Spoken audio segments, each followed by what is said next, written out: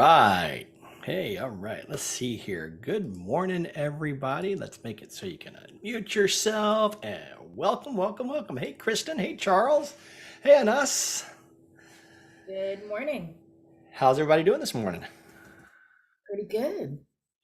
I just got a note that I had a bad link in the product coffee roundup that went out yesterday or Monday. So a lot of people had the wrong link, but I had it right in a different email and I just put it up on LinkedIn. So we'll get some folks. We got about 60 people registered today, so we should have a good turnout.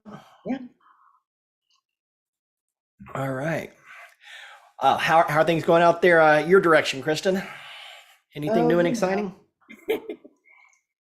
the Europeans did the obstacle is the way. I've been doing a lot of stoicism lately, so Uh-huh. I'm not letting it get to me. But basically, so we have that European product trying to sunset.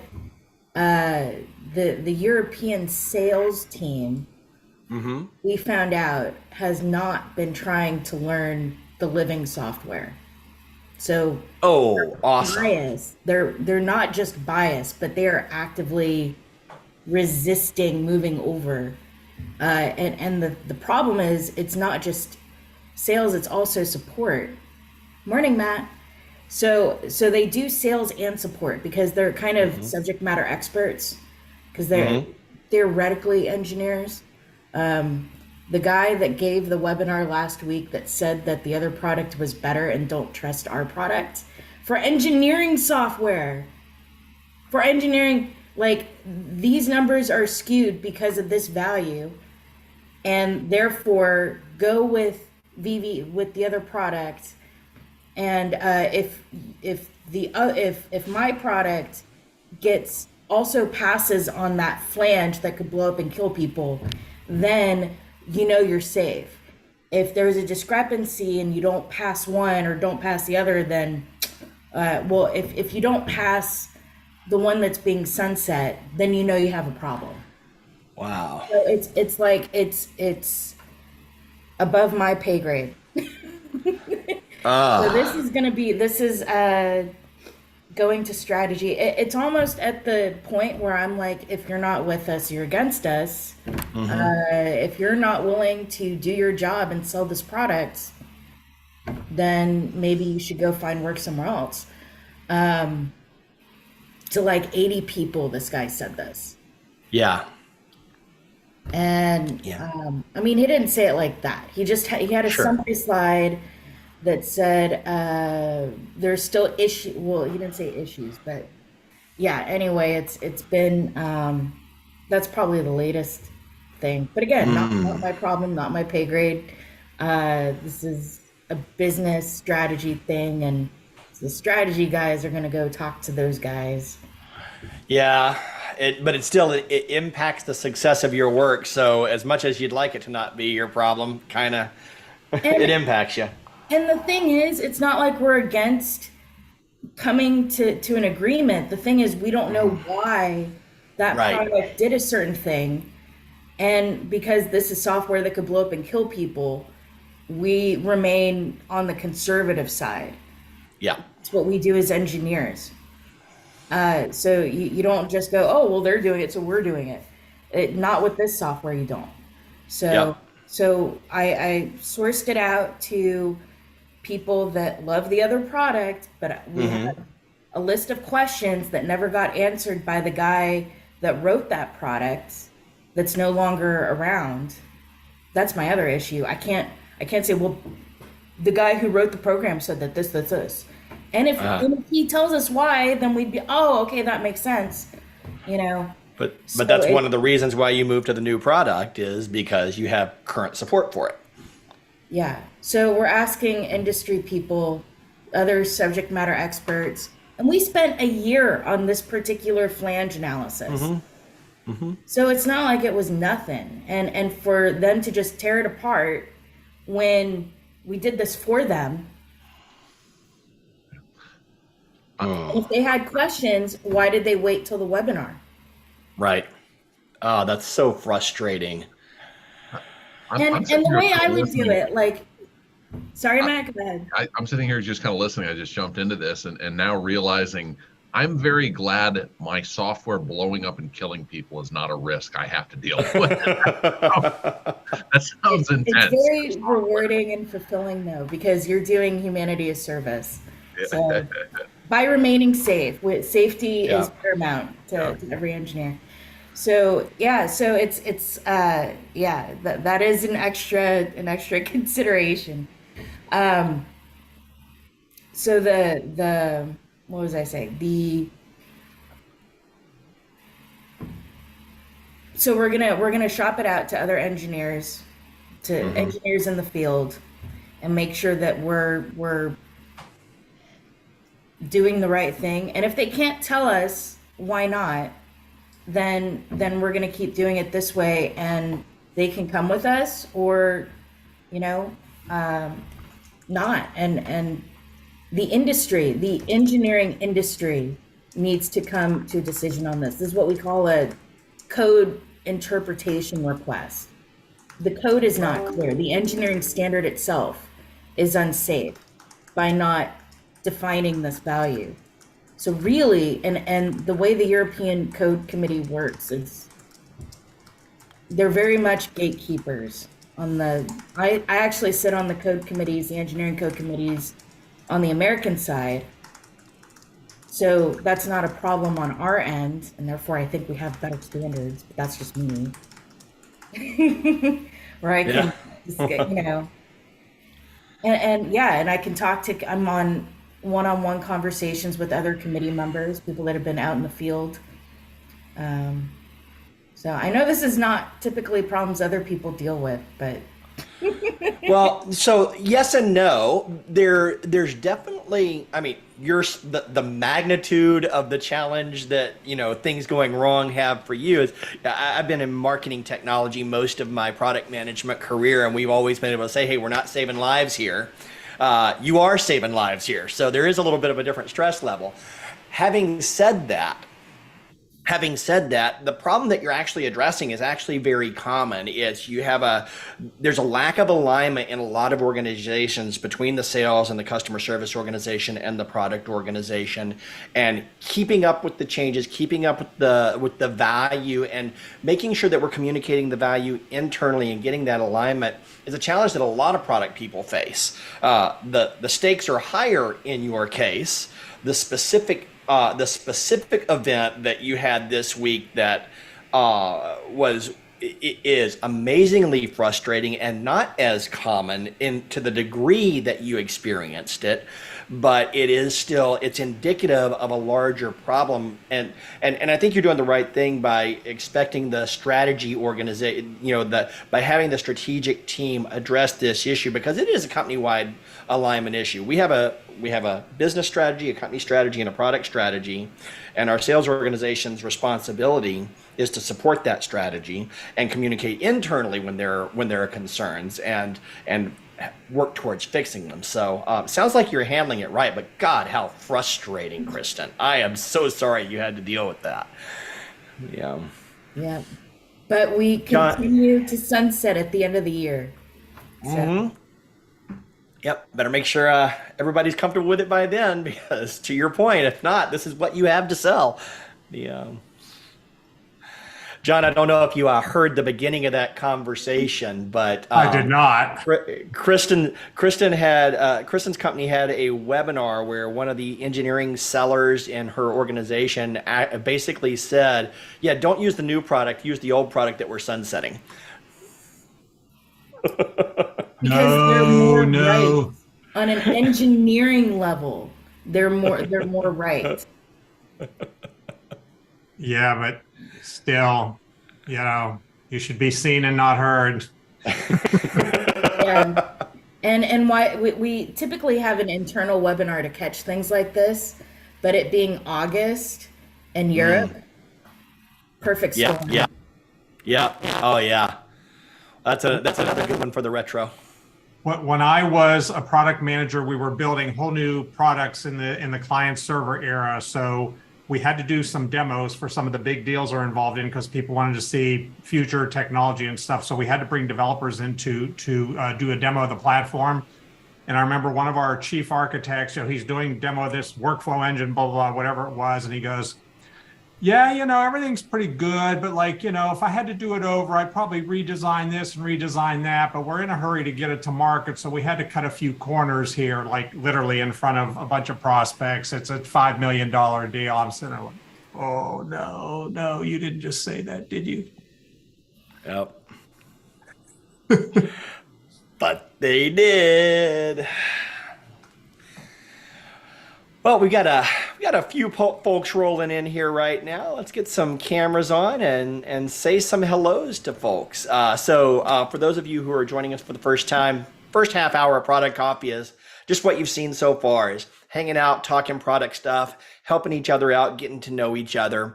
We do a round of introductions, and I'd love to, since we've got some new folks both here and out on YouTube watching us on the live stream, would love to, I'm going to ask some of our regulars to also introduce themselves so that, the folks who don't know you can get to know you. And then if you're newer, would like you to introduce yourself as well. Just tell us who you are, who you're with, and what has your attention right now. And that might be a specific challenge like Kristen was talking about just a moment ago, and or it might be something you want to celebrate. We had a successful launch. We just beat our targets by 5% for the quarter and just really want to celebrate that. Whatever from a product perspective, whatever you'd like to bring out here, get some cheers or get some support on, that's why we're here. So let's start with I saw, oh man, some people turned off their cameras. You got to fix that. Let's go to Andrew Fuqua. Good morning.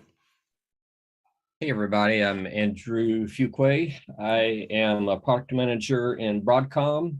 I'm in you've probably heard of Clarity, CA Clarity and Rally.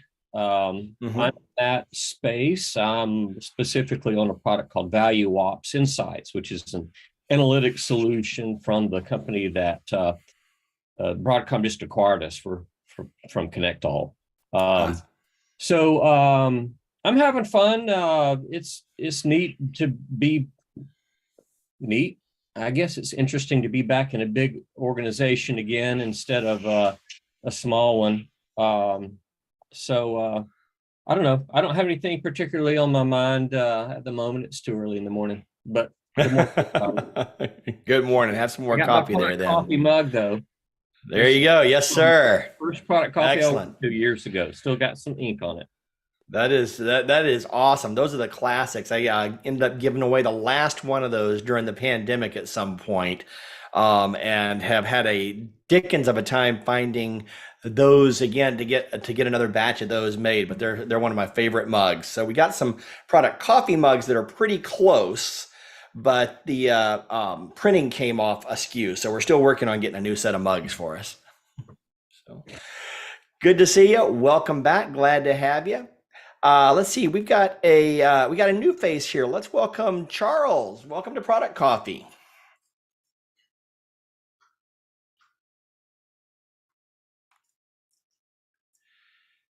Want to come off mute and say hello?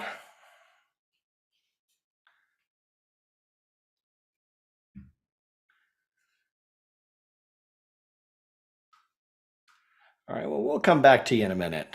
Let's see here. Let's go to Edie Kirkman. Hey, Edie, we got some cheering to do for you today, I think, don't we? I successfully set up my Jabra headset just now, so that's why I was not on video. I'm trying to figure out between the Zoom setting and this and product onboarding. Yeah, so I started a new gig at Focus Brands. I'm sitting in the office right now. Yeah. Awesome. Yeah. Congratulations. That's really exciting. Tell us what you're going to be doing. We're doing a big redesign of everything. So we have 7 brands and we are building 7 mobile apps and 7 websites in 18 months. That's what we're doing here. All right. So we'll see you in a year and a half. Yeah. Congratulations. That's a really exciting new role. For those of you who don't know Focus Brands, Focus runs several different food service chains and franchise operations as well, right, Edie? Yes. Yeah, Moe's, What? Auntie Anne's, Cinnabon, or to name a Mm-hmm. few that you might be familiar with. Mm-hmm. All of which are delicious. So, well, congratulations. Really excited for you, and glad to have you here with us today. Thanks. Let's see here. Let's go over to Charles. If you get your sound sorted out, feel free to Yes, just. I Oh, it think looks I like you're did. there. You go. Hey, why don't you say hello? Excellent. My Welcome. name is Charles Pavia, and I'm coming to you from Washington, Utah. So it's about 5:45 in the morning. I've always enjoyed John's presentations when he gave them to the Orange County product managers, and so I'm just kind of listening in today.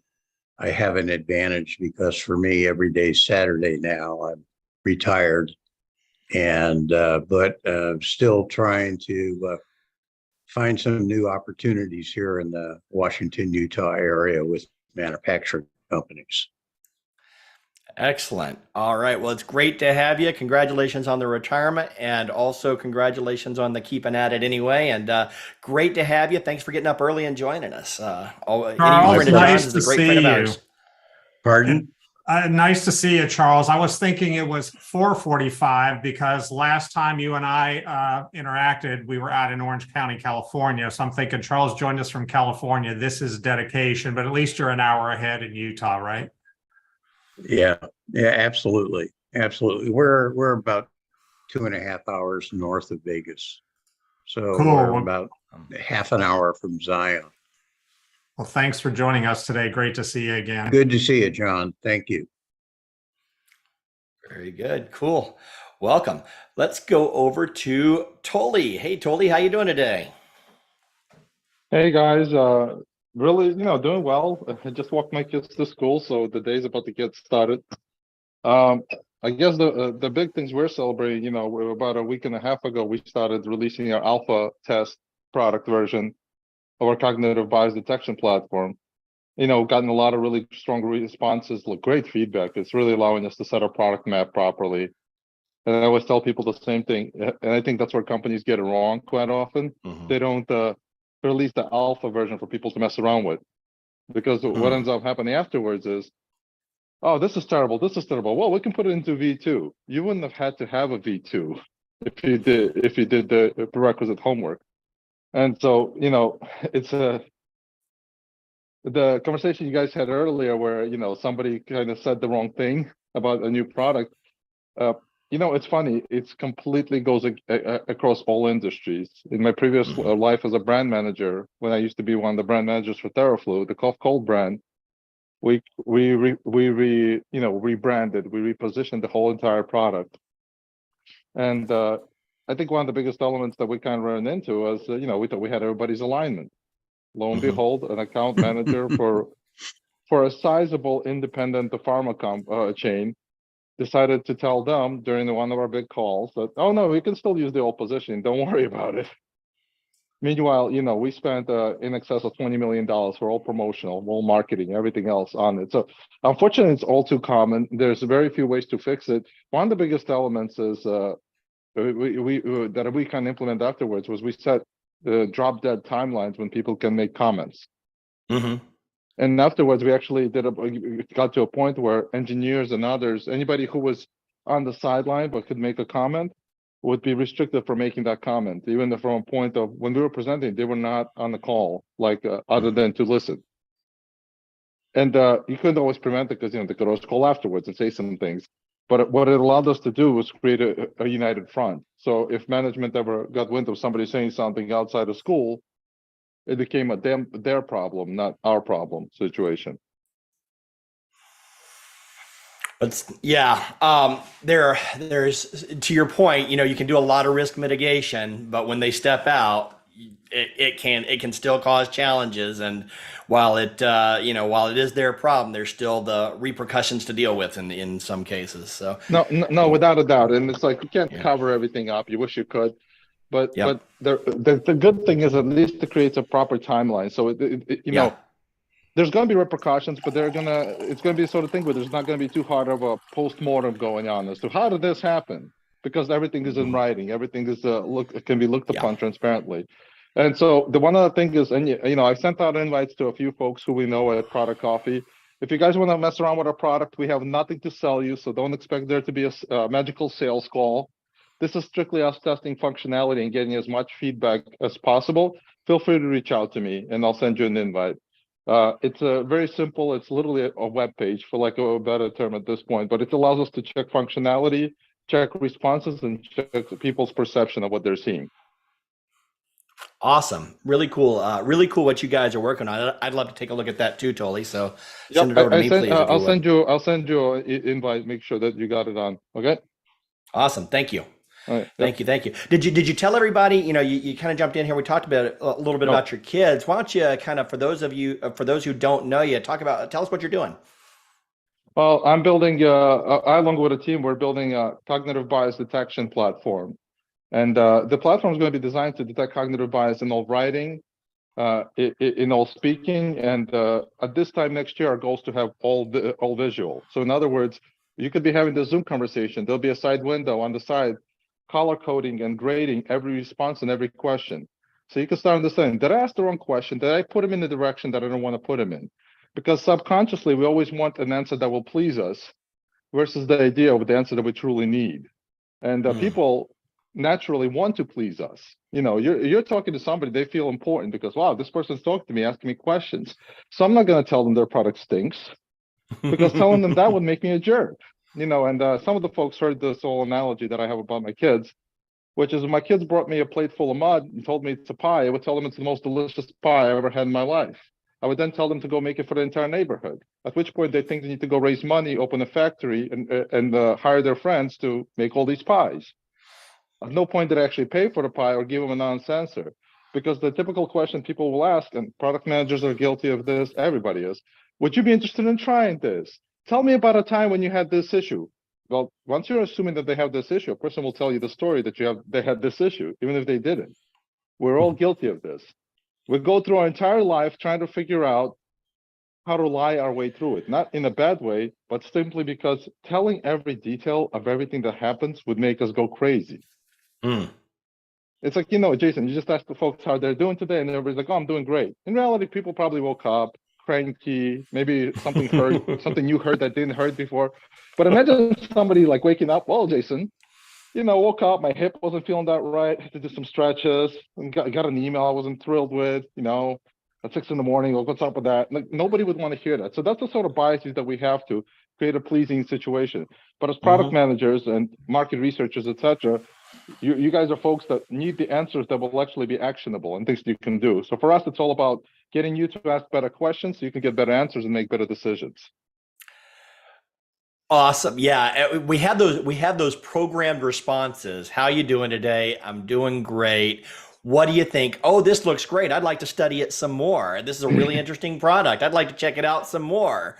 Those programmed polite responses, and then even deeper getting into those biases that you don't even know you have. And that, I think that's one of the things that's really, I was having a really fascinating conversation yesterday about the healthcare industry and marginalized populations and how they go about approaching finding and selecting a new doctor, and how trust in a medical professional is much more automatic in some populations than others, and those biases exist, and they color the conversation, they color the questions that people ask. It is an inherent human challenge. So the fact that you're building something to help product people avoid those biases and create products that will serve people better is just really exciting to me. So thanks for the work that you're doing. I'm really excited to see you develop. Actually, thank you for mentioning that, because we have, you know, I think all of us have these wild goals that we want to hit, and we start at the very beginning. The very beginning for us is the stuff we're working on now. But what you mentioned, the idea of bias in healthcare, whether it's diagnosis, doctor selection, et cetera, especially for marginalized populations, underrepresented populations, you know, even the perception that women's pain tolerances are different than men's and all these other things that happen, all of that stuff can be addressed. We're not saying we can solve all of it. That's, you know, that'd be insane. But what we can do is, you know, shine a light. The platform can shine a light on it. And once people recognize that they have this issue, they may change the direction. Yep, absolutely. Well, glad to have you. Welcome Thank you. back, Toli, and good to see you this morning. Let's jump over. We got time for a few more. Let's say hey to Stark Hayden. Good morning, Stark. How are you? Hey, good morning, guys. Thanks, Jason. I work at Situs AMC, which is a large real estate servicer. I focus on commercial real estate and had a product for that organization. So we have about 3 or 4 technology products that we provide commercial real estate lenders. My focus right now is thinking about 2024 and how we position the product for where the market's headed. So I appreciate it. Happy to be here. Interested to hear what John has to say. Very cool. It's going to be a great session. John's always brings his A game, and we've got a couple of fun announcements to about some of the stuff we're doing with John as well here in the next few minutes as well. So glad you could be here. So let's see here. Who do we want to go to next? Let's go to Brian Huss. Brian's also in a new role since the last time he joined us. Brian, say hello. Yeah, hi everybody. Yeah, I'm in my I'm just wrapping up a month here at PrizePicks. I'm VP of Innovation, and we're the biggest privately owned fantasy sports company in the U.S. And things are going really, really great. And so thank you.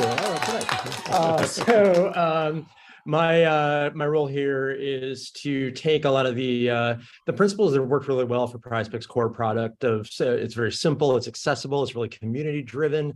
We got a Discord with over 300,000 people in it, and we've really created this kind of organic, just community that's been really, really great. And to say, like, what else can we do with that? Like, how do we make every touch point that you have with sports as a sports fan? How do we make that better? With PrizePicks being part of it. So just figuring out how we're going to test and validate those new products, how we're going to ramp up a team. Those have been the biggest things on my mind. Awesome.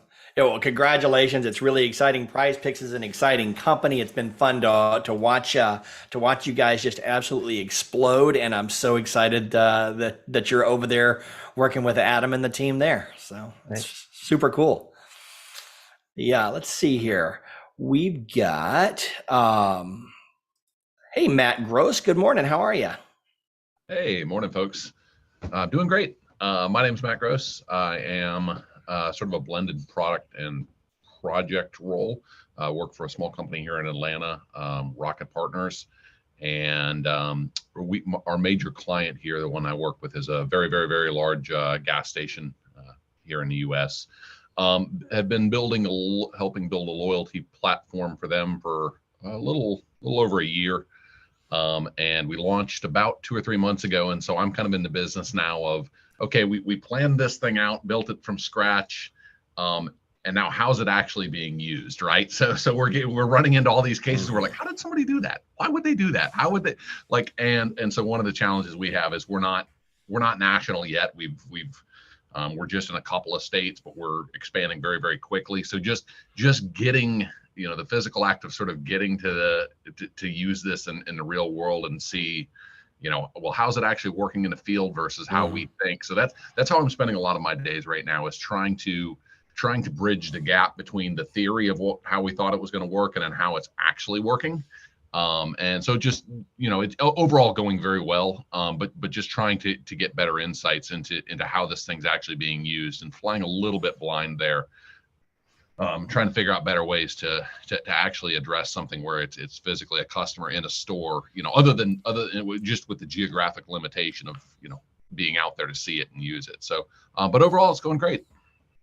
Excellent. Cool. Well, that's kind of at the core of what we do. So, is really understanding not only what we have to offer, but how people are using it and why they're using or buying, depending on the case, anyway.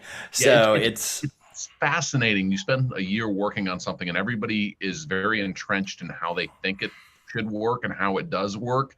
And then stepping back and going, no, I'm telling you, this is not how it's actually happening, right? I know that's what you think. Like, about at least once a day, I'm kind of having to jump and be like, I know this is how you think it's worked. I am telling you, here is proof that's not what's actually happening. And it's fascinating how, like, dug in, and myself included, just how dug in people get on those kind of things. Yep, it really is. Well, thanks for being here, Matt. Welcome back.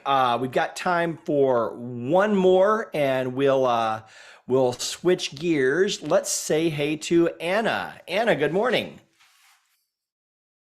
Good morning. So for some reason you caught me off guard. Like I didn't know that it might happen. Yeah. Hello, everyone. I'm Anna McFarland. I work Director of Product Management at Paylocity. Just got back from vacation this morning, so trying to get my bearings a bit straight. Are we talking about what's on our mind? Yes. What has your attention right now? Absolutely. My attention right now is we just went through promo and comp cycles, and so just trying to ease the like I don't know, angst that comes along with that from some people, and just trying to like help the product org kind of understand the decisions that were made. So that's probably the biggest thing on my mind right now. Very cool. Well, welcome. Always glad to have you back. And really good to see you here this morning. And I would dig into that a little bit deeper, but we want to pivot over and get started on our session today. But I'm so glad you can be here with us. Let's see here. Let's go. Oh, and I also want to welcome, in addition to Charles, we have Anas and Ken joining us for the first time today. Welcome to Product Coffee. We're so glad to have you here. Hope you enjoy it. What we do for the first half hour of Product Coffee every week is we just have a little conversation, talk about the things that we're focused on right now, get a little help from the Product Coffee community, get some cheers and celebrations from the Product Coffee community, and just love to have you join us for the first half hour every week as well.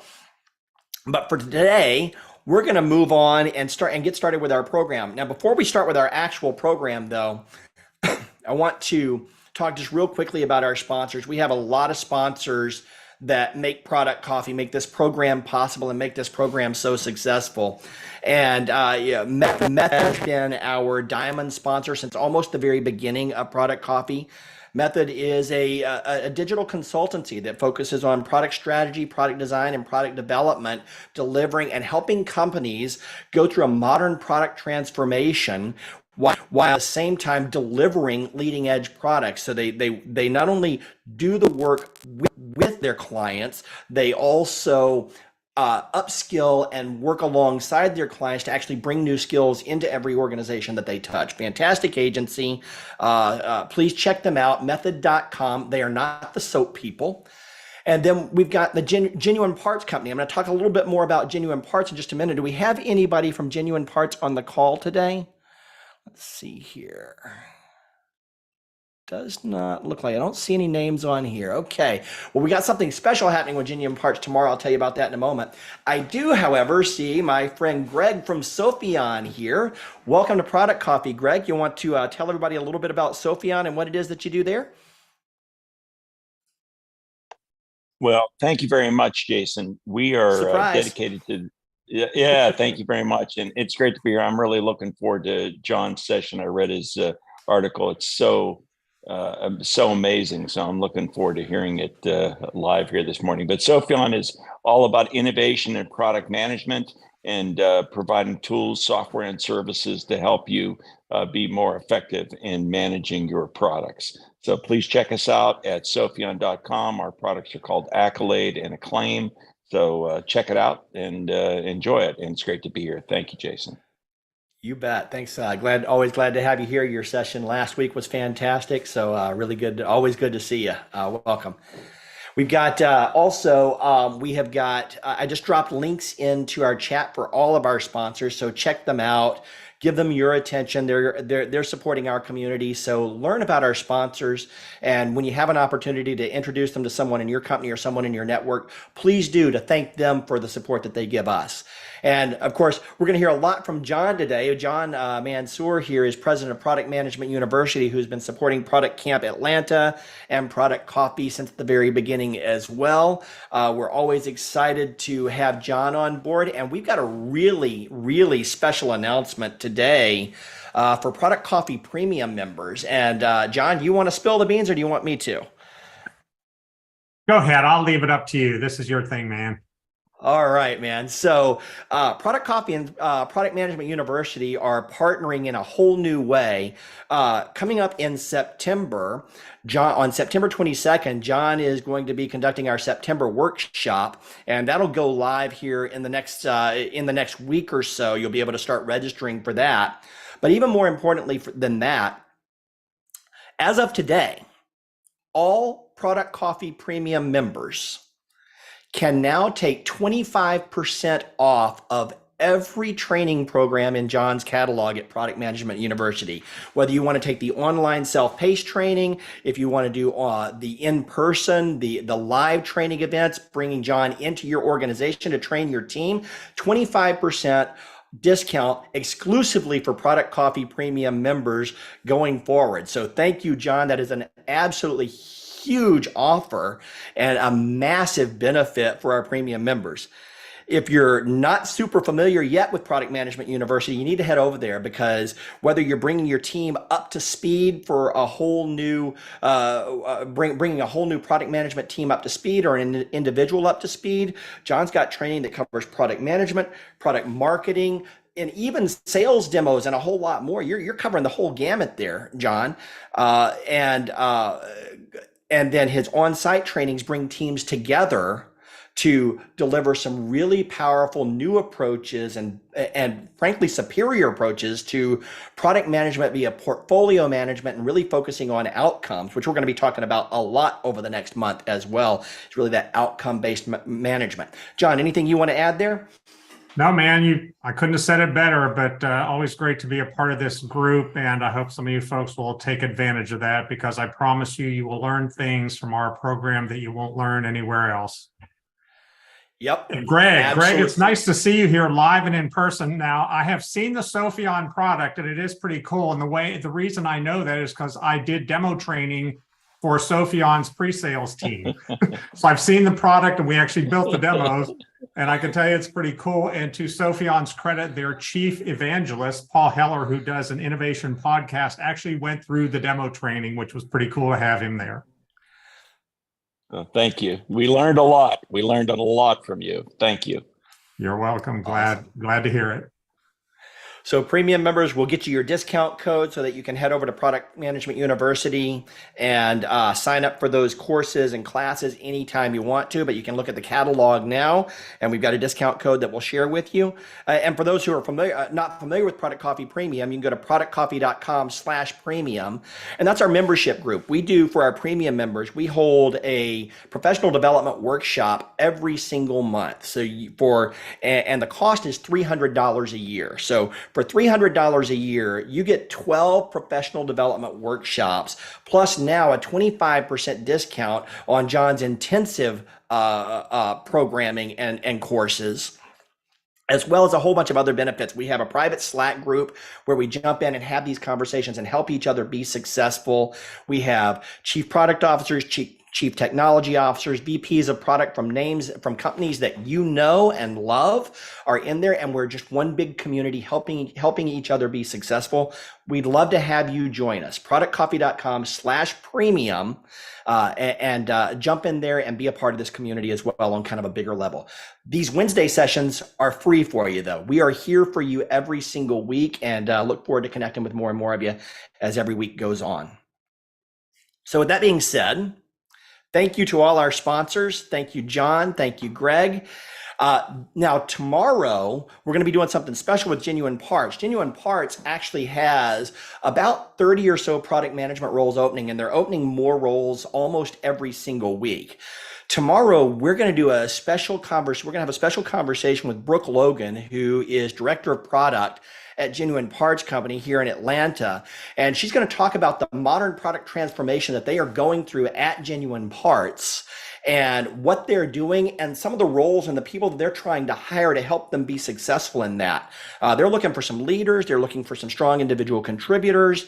And as I said, there are more roles opening up between now and the end of the year. This is an exciting time to get involved with this company. You can watch on our YouTube channel, our LinkedIn. You can follow Product Coffee on LinkedIn or on Facebook. and you'll be able to watch the live stream there as we learn about what Genuine Parts is up to and how you can be a part of it. Would love to have you join us at 10:30 Eastern tomorrow morning. It's live stream only, no Zoom call, just watch us on the socials. And of course, we've got our Jobs to Be Done book club. We're reading Jobs to Be Done by Stephen Wunker and the group. Do we have anybody from the book club on this morning? I don't see Allison, Manesh, or Brandy on here. So I'll just tell you real quickly, we've got a really exciting, excellent, Kristen. Kristen just got the book. So if you go over to productcoffee.com/book club, you can just sign up to be on our book club mailing list. It's a separate mailing list. And we read a book together, a product management related book together, almost every week. We take a break, a little short break between books. But on September 21st, Stephen Wunker, one of the authors of this Jobs to Be Done book, is going to be joining our premium members in a live Zoom chat. We'll also have that available live streaming on YouTube if you're not a premium member for an author's Q&A and discussion. So we'd love to have you join us for that discussion as well. Get in a little bit deeper past the book with some of the lessons that they've learned since they published the book and be a part of that discussion as well. Productcoffee.com/book club. And next week, we're going to start our new Outcomes series, and we're going to dig into Jobs to Be Done a little bit more. Andrew, this is a little bit for you, to be honest with you. We talked about this a couple of years ago, and I promised you a session on this topic, and I'm just getting around to it. But and I'm sure you, and I know you're part of the book club, so you've picked up a lot of this stuff, but we're going to dig into discovering the right outcomes and realigning some of the things that you're thinking about in product using the Jobs to Be Done framework and getting started with the Jobs to Be Done framework next week at Product Coffee. That's at 11:30 Eastern.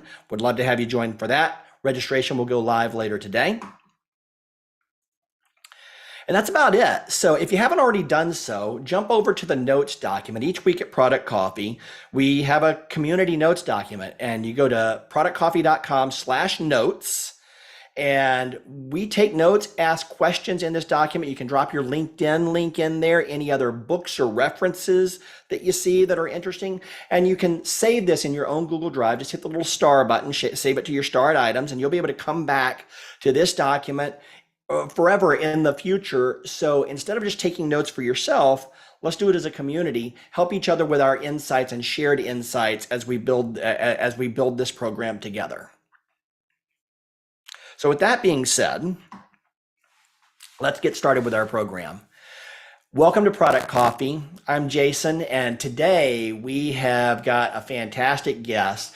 John Mansour has spoken here at Product Coffee a few times. He's leading our next workshop in September, on September 22nd. We'll talk more about that next week. But John is the president of Product Management University and one of the leading product management instructors in the profession, and has taught thousands of product people how to be more successful, and has helped product teams be more successful by engaging in more of a portfolio view of product management. Today, John wrote a blog post about a week ago, I think it was, John, that you wrote a blog post around the product CEO versus the portfolio executive. And we're going to talk a little bit about that today. And we've heard the adage and the concept of, as a product manager, you're the CEO of the product. But you've got an evolving view of that, don't you, John? I do, yes. Well, let's talk about it. It's all yours. Let me make you co-host so you can share. And I just put the blog post up here. So yes, let me share my screen with you here, and we will have a great discussion.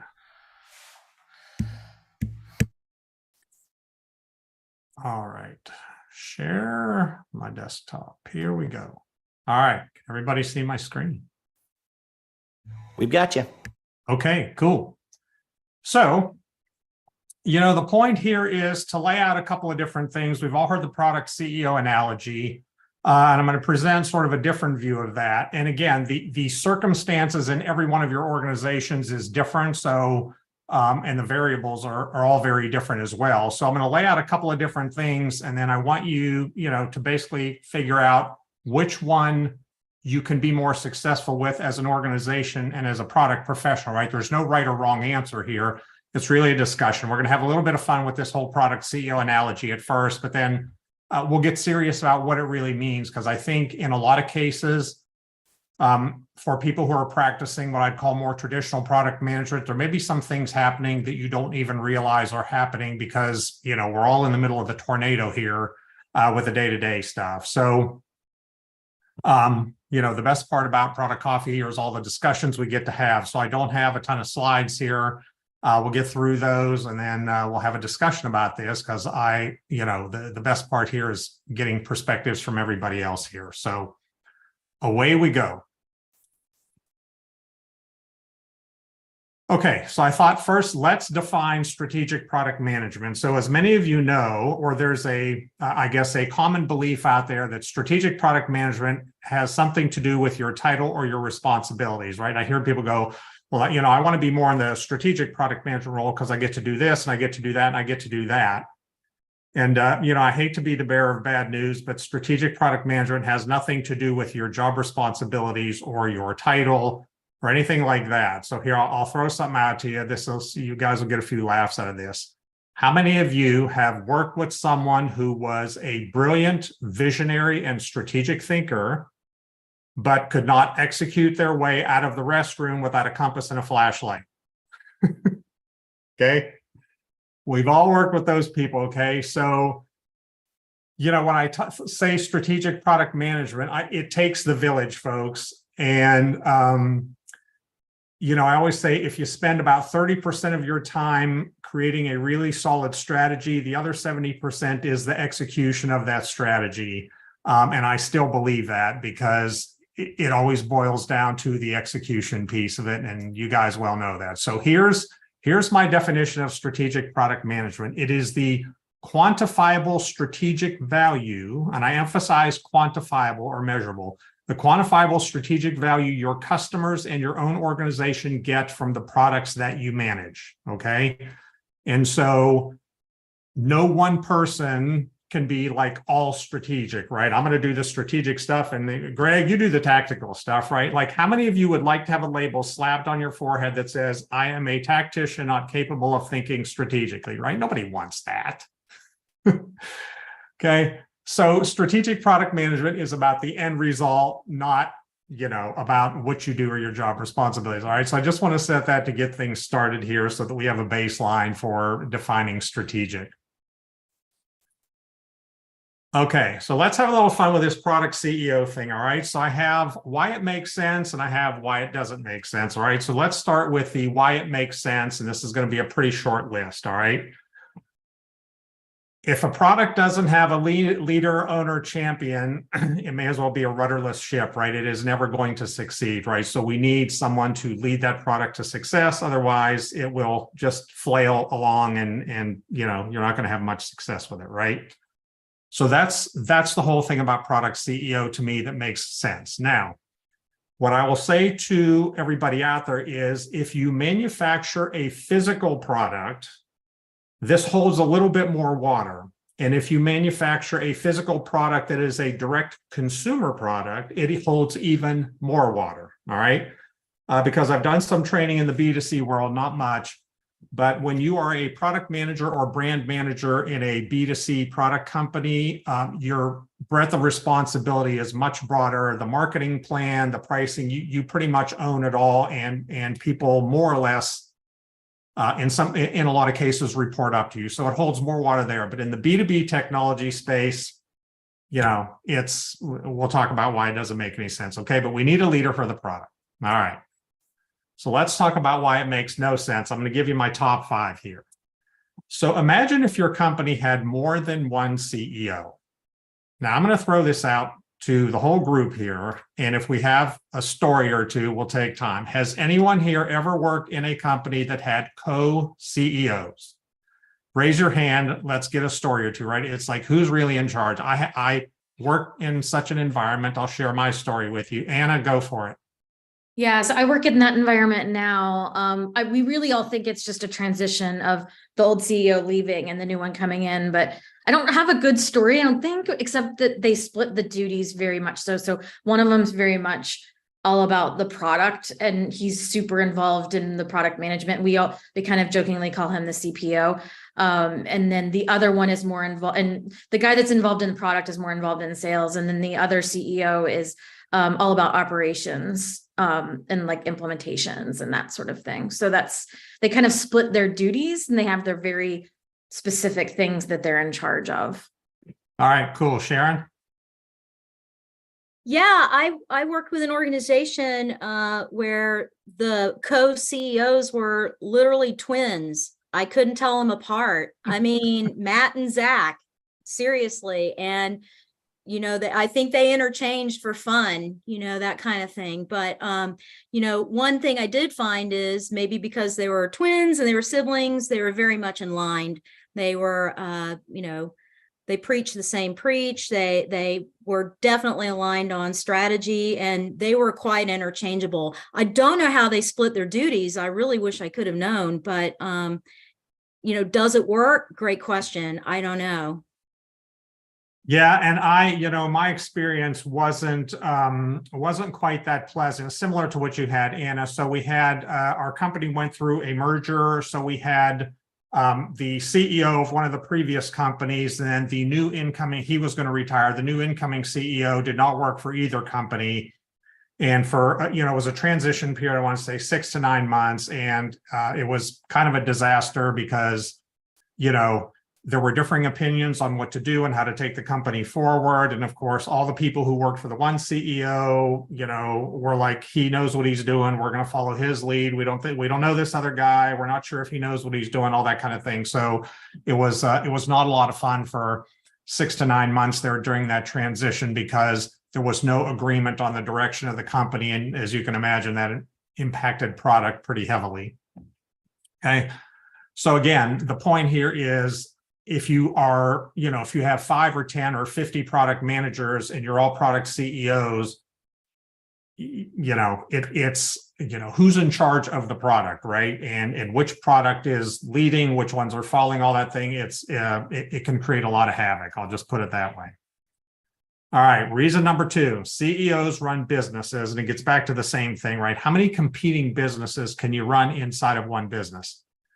And I think this is one of the things that a lot of companies don't even realize, but at some level, product managers are competing with one another. I mean, if you guys are all my fellow product managers and we're all managing products in one company, hey, we love each other, we have fun, we have lunch, we go out and have beers together, whatever. But when push comes to shove and we're all lobbying for budget, I mean, we're all going to try to out-politic and outsell each other when it comes to getting our products funded, because we want our products to be the best, right? So at some level, we are competing. And that part is harmful not only to your products, but to your company. And I'll get to why that is in a minute. Okay. So again, if we're competing with each other at any level, not good. Okay. Reason number 3. So most products on their own aren't that strategic. So I'm not trying to tell you that your baby's ugly. Don't take this the wrong way. Okay, so back to my definition of strategic, right? When you look at the measurable impact, so take any of your products standalone, right? Now, I know all of you, or most of you have product, modules on a platform. Okay, so we'll call those products. But if you take each one of those modules standalone on their own, the impact they have for the customer and for your company pales in comparison to all of them that are working integrated harmoniously and the impact they can have together. Okay. So from that standpoint, it's hard to make any one product, give any one product that much strategic impact, okay? And so when we look at, does every product need a CEO? It just raises a question mark here to say, well, what's the true impact of this product, right? And again, if you look at this product alone versus this product with other ones, the whole is greater than the sum of the parts in most cases. All right, number 4. So CEOs, if they choose to be, most choose not to be, but they can be the final arbiter on every decision. Okay, so product CEOs, how's that working for you? Yeah, I don't know. Do we get to be the final arbiters on any decision? Anyway, I've done it every time. I have been able to make the final decision every time I've dreamt about it. Yeah, I kid around with my wife when we're around our friends. I'm like, I am totally in charge when she's not around. Okay, last one here. So most CEOs, I'll go 80-20 rule on this, don't get involved in every aspect in the minutia of the business, right? And so it's like, okay, product managers, our middle name is minutia. Okay, that's what we do. So again, just another reason why the whole CEO thing doesn't make a lot of sense, all right? So I'm going to give you a couple of visuals here, at least one visual here to sort of lay out what I'm really talking about here. And then we can get get a little feedback here. Pardon me. Let me mute for a second. Okay. So when we are operating in this product CEO kind of mentality, what I have seen, so I've experienced this in my practitioner career, and I've seen even more of it as a trainer, right? The whole product CEO, and I get a lot of VPs or senior executives saying, I want each one of my product managers to be the CEO of their product. And you know, I don't come right out and say it at first. I'm thinking, no, you really don't want that because you don't understand what it means, okay? And that whole product CEO mentality, back to at some level, we're competing with each other. It reinforces silos, number one. And then there's a whole lot of redundancies that we're doing for each one of our products that in a lot of cases aren't necessary. And when you put all that together, you end up with a house of cards, right? So here's what it looks like. In most cases, we start with the company's strategic and financial goals, right? And then so every product manager, okay, product CEOs, we say, okay, everyone come up with a plan for your product that supports the company's strategic and financial goals, okay? So if you come up with a plan to do that, every one of us has a good plan, okay? Except now let's go back to the fact that each one of these products on their own aren't that strategic to the company relative to all of them together and or the customers.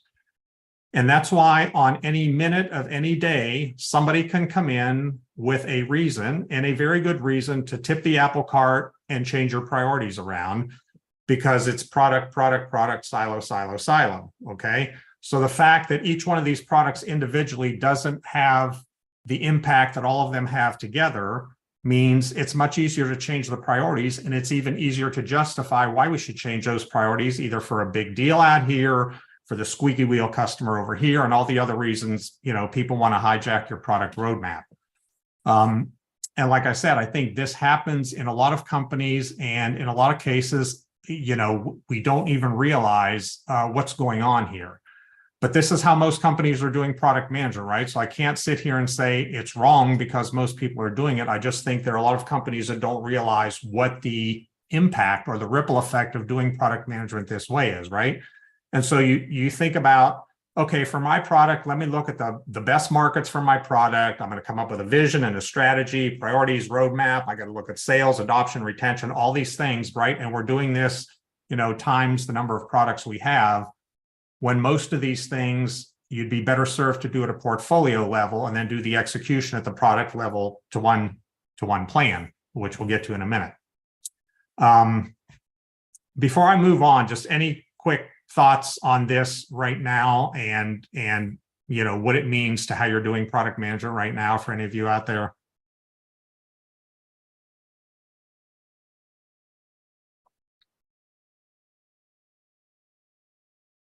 It has to do with competing priorities. I think at the executive level, you have to pick how much your resources and capacity and then aim it at your strategy. So we've had situations with products that's go forward and products that's sunset, and we actually made one person in charge just to do nothing but sunset the remainder of the products, and they're incentivized to turn them off as their bonus. So in those cases, that they're the CEO of sunset. That's pretty interesting. And it worked. Yeah, I will say this is a very nice visualization of what we're experiencing to a certain degree. So this is kind of top of mind for me. We're actually going through the activity right now. One of the things I'm actually really happy about at the moment is we're going through an activity of trying to tie all of our sort of individual tactical little initiatives and products and features with the companies. You know, they've got to publish 10, you know, I think it's called 10 for the win, but it's their strategic plan. So we're in the effort of trying trying to tie that back to the overall strategy right now. But I've found what you're saying to be a very, very good description of what's going on within our enterprise right now, which we're trying to solve it. All right. Thanks, Matt. Anybody else? All right. So before we wind this up, I want to just sort of net this out. I'm going to tell you a story here that, really exemplify this. So the bottom line is, when you're doing product management, like the graphic there in the previous slide, and again, this is something a lot of companies don't realize, is you are diluting the value of what you do as a company and your differentiation. And it's so interesting because when I teach product management classes, what everyone tells me is our value is in the fact that we have all these things integrated. Yet the way we're managing products, we're not managing them to strengthen that integration, which is our real differentiation, okay? And so what's best for every product, right? Each one of your little businesses, what's best for every product isn't the best or the most valuable thing to your customers or to your organization, right? And as a product manager, this is a really hard thing to swallow sometime, because depending what's going on in the market and where our customers are investing in their business, sometimes that doesn't align with my product, but it might align with Andrew's product or Steve's product or Anna's product, right? So we got to think about it holistically. So when I was about, I don't know, maybe 3-4 years into my product management career, we were building brand new products, new technology, right? So I had the procure to pay, all the products in the procure to pay process. So the product we launched, we were a couple of versions out there. The product was doing extremely well. And so we teed up a pretty significant investment. We were going to build a contracts module because, given the market dynamics, huge demand for that, right? So Gartner, Forrester, IDC were the big three in terms of analyst firms at the time. They had our procurement suite, upper right-hand corner, and they were telling us, you guys have really staked a claim to this space. And if you build this contracts module, it'll be game over with all your competitors, right? So I literally had focus groups, United States, Americas, around the world, flesh out the requirements. We prototyped it. I mean, everybody was super excited about this thing. So, our internal stakeholders, our developers, the customers who were involved were emotionally invested in this thing, right? Because, they literally saw this thing come to life in the prototype. All the country managers around the world, customers around the world, everybody's super lathered up about this. It's fall. We're going into the budgeting season. It's going to cost a couple $1 million. We put a placeholder in the budget for it. We're ready to rock and roll to start this thing. And then my boss walks into my office and says, "John, I got some bad news for you." I'm like, I don't like bad news. She said, "We're going to have to take this whole contracts module and put it in the parking lot." I'm like, "Are you kidding me?" She said, "No, I'm not. And here's what's going on." She said, we were enterprise financial software. She said, "We don't have any HR payroll benefits functionality, and we are not getting invited to the party and all these big ERP evaluations." She said, "So we're going to have to get the whole HR side of the product suite to market faster. And that means you're going to have to take one for the team." Okay, so this was literally, as I had to go do my world tour again and go tell country managers and all of our customers that this thing was going to be put on hold, it was like a funeral. It was horrible.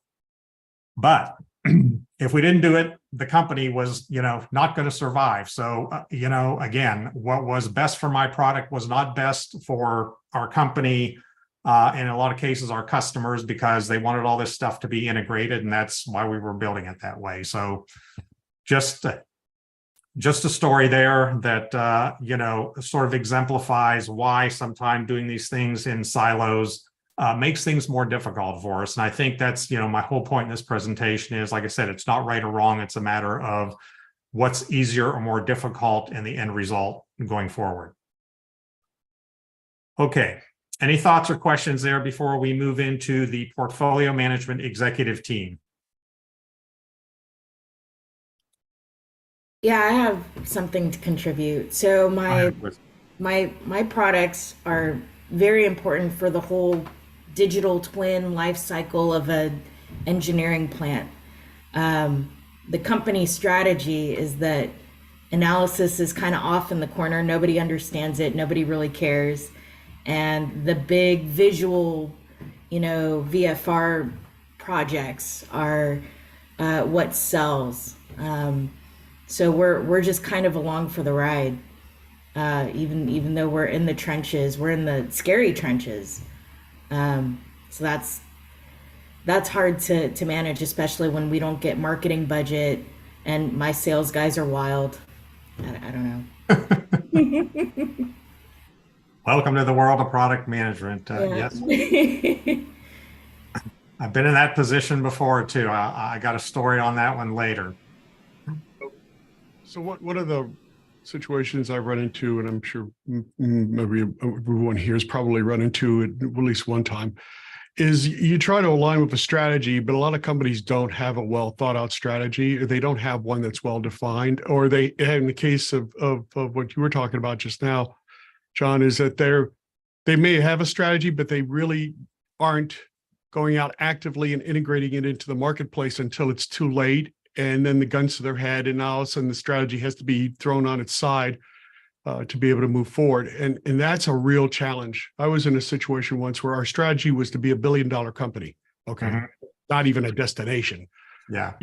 So I had to build a strategy without telling people I was building a strategy to be able to drive a product portfolio for the product so that we could start to make some informed decisions. So we got to the end of the process and everybody said, wow, this is really good. We should make this our strategy. I said, really? But it was the only way to come up with some measuring stick so you could make informed decisions, because being $1 billion company was not a strategy anyone could tie to. No, that's a financial goal. Yeah. That's a financial goal. Right. And I had, this was a client of mine. So I've had the privilege, and literally this is a privilege. I've had the privilege of facilitating the, annual offsite 2-day strategic planning meeting with your senior executive teams. I've had the privilege of facilitating a number of those. And there was one some years back, and the company was very much into, the whole portfolio thing, right? So the company had its financial goals for the next, 2 to 3 years out. And so the first question we start with is, which market segments will contribute in pecking order to those financial goals? Okay. So we start going through them in pecking order, and literally there was consensus on the first 3 or 4 market segments across the whole executive team. And then all of a sudden there was this elephant in the room. The CEO had just hired a new GM, and the GM was building a team. It was probably 12 to 15 people. He built that team to go after a market segment that wasn't even in their top 10. And it was like screamingly obvious to 20 people in the room that they have invested in a market segment that is not strategic to their market penetration goals and their financial goals. And it was really uncomfortable. And the CEO was not one of these guys who cared about anyone's feelings. He was a bottom line guy. He was a former hockey player, abrasive type, and just it would bottom line it out. But I think he did show that he had some heart there, because he decided to, move ahead with the people he hired in the team to go after this other market segment. And I think just kind of suck it up and make the best of it. But boy, you talk about uncomfortable, to your point, Mark, is when you start putting everything together in a single strategy, it makes some things obvious. And I'll point some of that out here. So portfolio management executive team. Okay, so I'll contrast the difference here. And Jason, I'm not watching the chat, so if there are questions that come up, feel free to interrupt here. Okay, so this is a different kind of a team game. So product managers, right, 99% of you are great team players. If you're not a team player, you probably don't last in this job very long. But the team game here is more collaboration with your fellow product managers, especially on the vision and the strategy parts of our job, okay? And so every time I get a product management team together to do training, it's just like 100% of the time, it's like, wow, we need to spend more time together as product managers figuring out what the overall strategy and vision is, because that would make it easier to figure out what to do to each one of our products, okay? So we're going to walk through what an example of this might look like hypothetically. And now what I can tell you is, the reason I am such an advocate of a more portfolio approach is one of my last jobs as a practitioner, I walked into a company, we were launching a new product line, The CEO and our chief marketing officer, which product management at some point reported up to her, their definition of product management was portfolio management. Okay. And I walked in and, you know, I'd come from enterprise software, same thing. And so they basically explained to me, like, this is our model for doing product management. And I was like, wow, that would make things a whole lot easier than what I've been doing for most of my career. My second thought was, man, with all my experience, why didn't I think of that? Anyway, it just made everything so much easier across the board. And I'll show you why. So, portfolio CEO, this is probably your chief product officer or your most senior product leader. Okay, so that might be a director, a VP, a senior VP. But you have one portfolio CEO. All of you product managers are a member of the portfolio management executive team. All right, so I just want to give you a visual there. Now, I'm going to overlay some different things onto this same graphic here, just to give you an idea of how it changes the complexion of what we do as product managers. So let's start with the portfolio vision. Okay. So everyone talks about, I need a great North Star vision for my product, and that is a true and correct statement. In fact, I'm going to make a shameless plug for Product Camp here, because me and my partner in crime, who is here today, Anna McFarland, we are going to put up a session on how to actually create your North Star product vision. And then I'll play teacher, and then Anna is going to bring reality and talk about how you use that vision to influence and energize your stakeholders and keep everybody between the lines. And when you need to, how to use it as a stick to get people back in between the lines. All right, so we're going to do that at Product Camp. All right, now portfolio vision. So I'm going to give you an example of what a portfolio vision looks like, and then how supporting product visions tie it all together. Okay, so here's a hypothetical portfolio vision. Our vision is to help our customers create the most desirable workplace in their industry. Okay. So at a portfolio level, this is 100,000 feet. If that's what you're thinking, you are correct. Now, here's what makes this such a great portfolio vision. From now until the end of time, there will always be speed bumps, obstacles, issues, problems that prevent our customers from creating this most desirable workplace in their industry. Okay. So there will always be things to do if that is the ultimate goal that our customers want from our portfolio, right? So we have a portfolio vision. Now we go to each of the products, right? So the product vision should now support the portfolio vision. So let's take product one, okay? So the vision for product one is to keep employees engaged in the mission of the company, right? So the more we can keep our employees engaged, the more we create this desirable workplace, okay?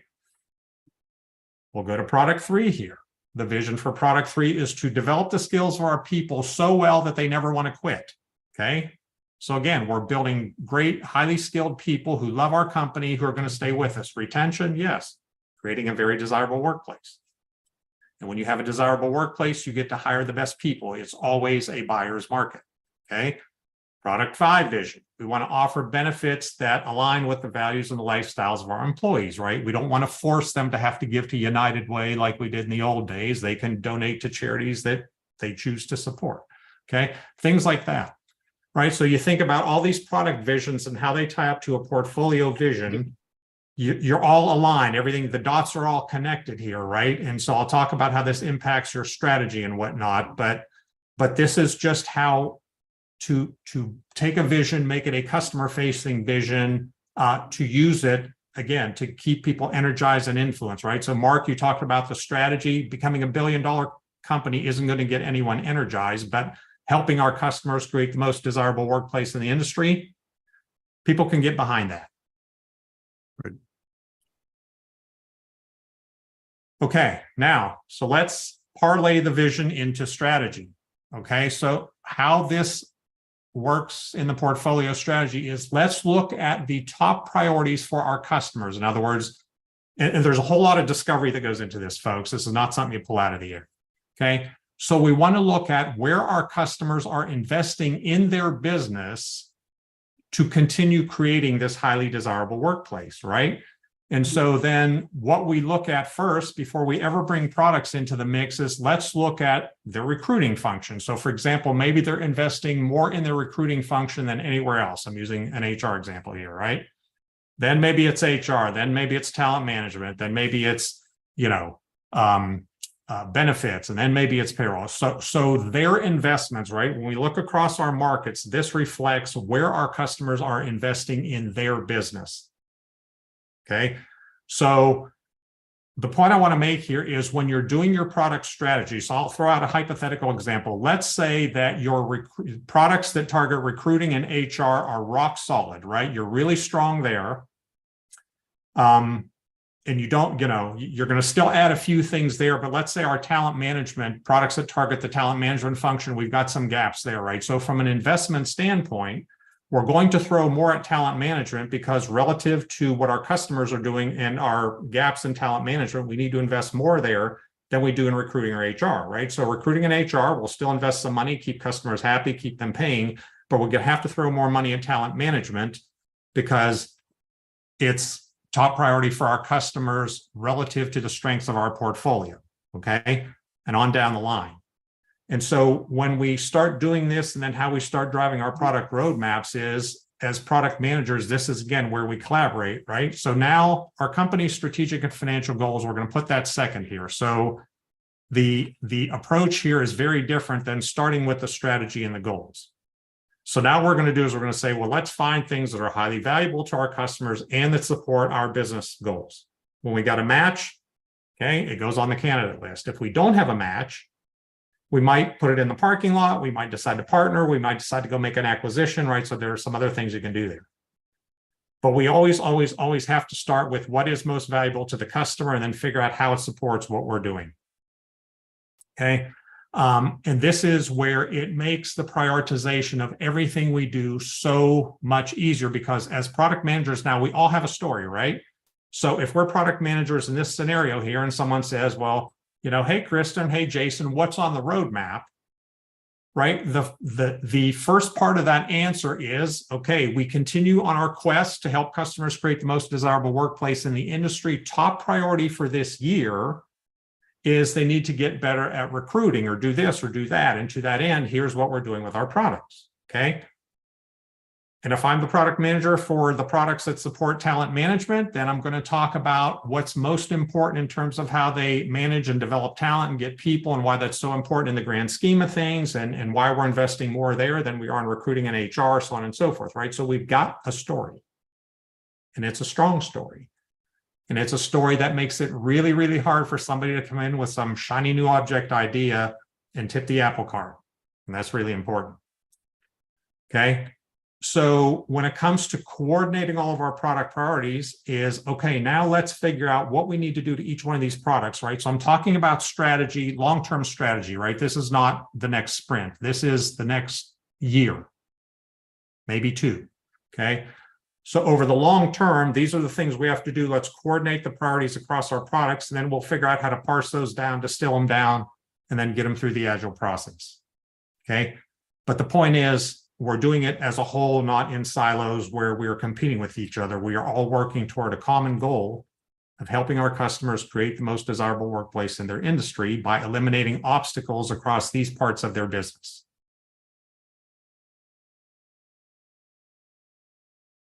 Questions about that? I know this is a very different way of looking at things, and some of you may be doing this. Some of you may have done this. But all I can tell you is having practiced this, I can't imagine doing product management any other way if I were to get back in a practitioner role.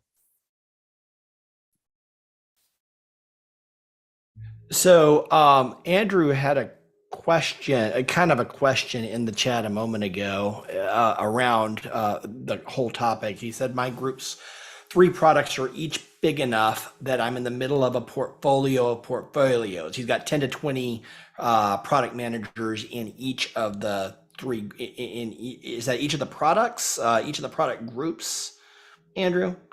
Yeah, it's maybe I shouldn't say this, but it's clarity, rally, and connect all. I mean, these products are old, and I guess To answer my own question, I guess this just scales up. There needs to be a division strategy above all of that, so that we're all in alignment with kind of how we invest and how we bring the things together. I guess it's just fractal. Yeah, and it's the difference between being, like I said, fragmented in each product or product line doing its own thing and looking at the whole again. And you got unique circumstances. You got 3 different products that were acquired, now part of one company, right? So those circumstances probably change some of this to a certain extent. It's John. It's been my experience that what you're really doing is you're managing the mix and you're leveraging the opportunity to sell multiple products to the customer in the creation of that work environment.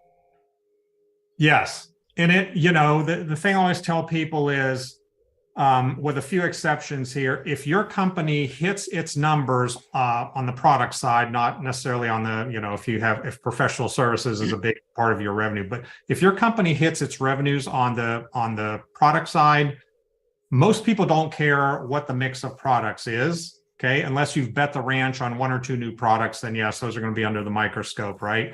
But when you look at a portfolio, it's how much are we generating revenue in the markets that are most conducive to the company's strategy, right? And so, Mark, I'll get back to a financial goal is we want to be $1 billion company. Okay, that's fine. That's a good financial goal. What market segments are most conducive to us hitting $1 billion in the next 5 years? And we approach a portfolio strategy that way. So we can still connect the dots there. But, the vision of what we're delivering to the market and the value and how we parse that down into a strategy year over year, and then how we parse those down into product roadmaps and backlogs. When that's all tied together, like I said, I can't imagine doing product management any other way because it's just too difficult. There are too many moving parts and too many redundancies. So John, when I look at this model, there's some things that I want to ask about. So when you look at your product within the marketplace, you can look at it from discretionary capabilities, functionality, mandatory capabilities or functionality, and this is really kind of mandatory, legislative, mandates, things like that. That I've spent a lot of time in healthcare, so there's lots of that. Sure. Do you bring those into your rankings in terms of the capability within the product, within that industry or market group, or are those treated separately when you do your evaluations and you start to allocate your funding?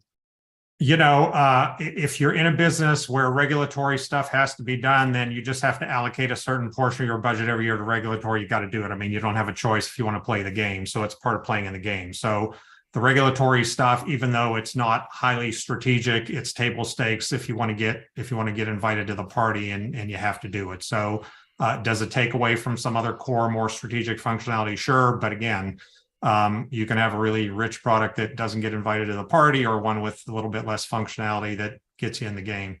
So then when you look at so if you lump those together in terms of mandatory functions or capabilities that you have to have, you would view these as separate items, right? So the mandatories get budgeted first and they're done. And then it really what you're using this model for is to determine with those discretionary capabilities, how to prioritize those and how to intermix those across the different products. That's really more where the decision point is for this model. I would say 80-20 rule, yes. And, when it comes to regulatory, there are certain things that are an absolute must, and some it's like, okay, you've got, 18 months to get up to speed. So again, you factor the time requirement into that. But I'm talking about more than just regulatory. So for instance, with the example you brought up in that you had to have an HR component in your product for it to be viable in the market. So that's a mandatory that's not necessarily regulatory.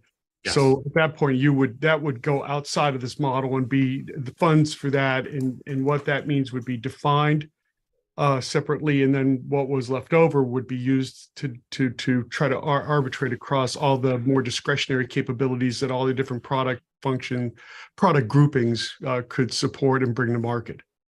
Actually, no, that in my example, it would be part of this model. And it would be, if you look at where customers are improving their business overall, because we span multiple parts of the enterprise in finance, procurement, HR, and different areas, it would go into this model. And it was, I don't know where HR would ranked back then, but it was a big gap in our portfolio relative to what the market was investing in. So all of our other products got a whole lot less investment, and the majority of it went to getting those HR capabilities to market, based on what customers were buying and what we needed to survive. Okay. Yeah. All right. So I'll end it here, and then we have a few minutes for some questions and discussion. I would say the product CEO is more like a golfer on the PGA Tour, right? It is the best score, right? I got to get the best score for me because that's how I win. Versus if you remember the portfolio executive team, in some cycles, your product is going to get more investment than others, just like, in any sport, in a game plan, sometime your position or your role is going to be the featured role, and sometime it's not. But again, it gets back to the whole is greater than the sum of the parts. And it just, like I said, it just gives us, as product teams, it puts stronger legs under everything we do, because my product isn't just what I'm doing to my product. The value I'm putting in my product over the next year is directly related to and commensurate or tied to the value that's going into all the other products. So as a whole, the portfolio is getting stronger and the company is getting stronger because we're increasing the value of the portfolio. Okay. All right. So again, back to our training, learn what strategic looks like for you. And I talked about practices you won't get anywhere else. Quick thing, on September 21st, Chief Product Officer at a company called CSI, I think they're 700-800 million, Allison Maddock, who's the Chief Product Officer, and I will be doing a webinar on the forgotten part of product road mapping and why you may be going nowhere but getting there faster. And I wrote this book a while back, but it speaks to what we talked about today, which is managing products to deliver solution. It's the whole is greater than the sum of the parts. You can get it on Amazon. I think it's like $9 or $10. All right. So in the time we have left, let's have a chat. Thoughts on this whole managing my product as an individual entity versus us all huddling up together and growing the value of the portfolio in our chosen markets?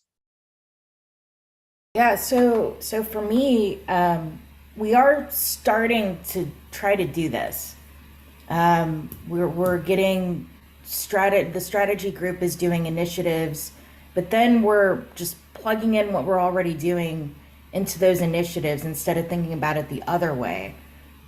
So I'm going to reframe my mind and try to do that instead of plugging in, oh, this one fits into growing new market space and this and that. And our other problem is that the strategy team keeps changing the initiatives. So I don't know what to do about that. Well, see, that's why that portfolio vision is so important, because your annual strategy is going to change year to year. Your portfolio vision is not. Right? So based on whatever your company strategy is, you have to figure out, based on the vision of the portfolio, which is a customer value facing vision, what value do I bring to the customer that supports whatever the new annual goal is or the changing strategic goals, right?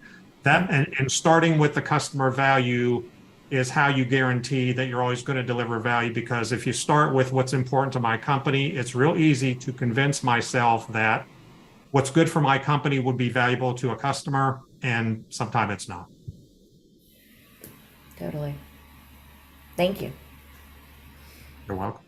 John, I can share, Surikesh. I was an individual contributor that I was a CEO, quote unquote, of my individual product. And then I took over the portfolio, and I could clearly see that we were working in silos, right? And so instead of kind of really focus on, we had really successful individual products, but the market was moving towards an encompassing solution. And that's when the strategy that I built was kind of like, hey, we're going to have a consumer engagement platform. That was the idea. The SaaS platform will be all encompassing, that would have commerce, would have loyalty, would have gift cards, would have payments, all encompassing. And that helped drive the individual products into one frame of thought of cross integration was the most important thing, because the solution was being sold very differently going forward. And so that was a clear example of portfolio management that we started to kind of track towards, and how we had to pivot our kind of mindsets from like, hey, let's win each deal for each particular product line, opposed to, hey, we're going to start selling this as a solution. And that kind of drove the different kind of characteristics within the business as well. Yeah, and for as long as I've been in enterprise software, the value of integration trumps best of breed 95% of the time. And so, like I said earlier, you know, when we start working in silos, we dilute the value of what we're really trying to do as a company. And, you know, from that standpoint, it doesn't make any sense. Yeah, especially when you acquire software packages and you add them, that takes even longer. And you're like, hey, you just acquired them, but you're not integrated to them. Like, it makes you look kind of like silly in the market in many cases. So, you know, spending some time and really understanding what that kind of vision and mission is really important. Yeah. Just think about how that integration helps your customers break down their silos in their business so they can operate more seamlessly to their customers. And that's the value of what most of us are doing here. So if we're trying to help them break down silos, we need to break down our own, I think, is the bottom line. Agreed. This really is an interesting, like Rakesh said about the pivot point, because you're going to have a different mix going to market distribution than you are to your OEMs.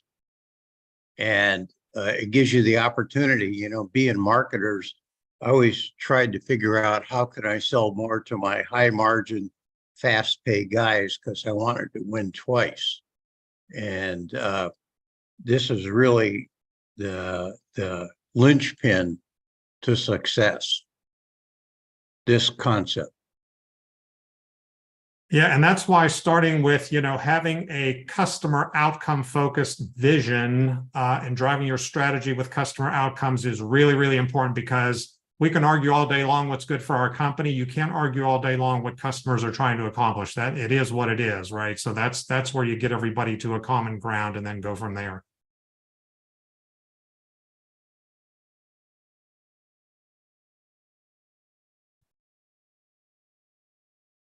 Hey, John, All right. could you talk a little bit about how you go from your portfolio vision with the different product visions to your portfolio strategy, those different functions, and that transformation from looking at individual products to this sort of all-encompassing portfolio that targets those functions for the customers? Because right now we have like a series of 3 or so products that I see this coming together into a portfolio with. Just wondering like how those tie together and whether you're starting to look at different threads across products, or if you're looking just at one product that serves those functions within the portfolio. So I'll hang out and answer questions for anyone that doesn't have a hard stop and wants to continue the discussion. I think for those of you who need to go, thank you for participating here and joining us today. It was great to have you. Hope to see all of you at Product Camp. Thank you so much. Thank you, John. Thanks for being here. Thanks, everybody, for joining us. And we will be back next week. And yeah, we'll keep the line open a little while longer for everybody who would like to stick around. For those of you watching on YouTube, we're going to stop the live stream now, but would love to have you join us in the Zoom next time.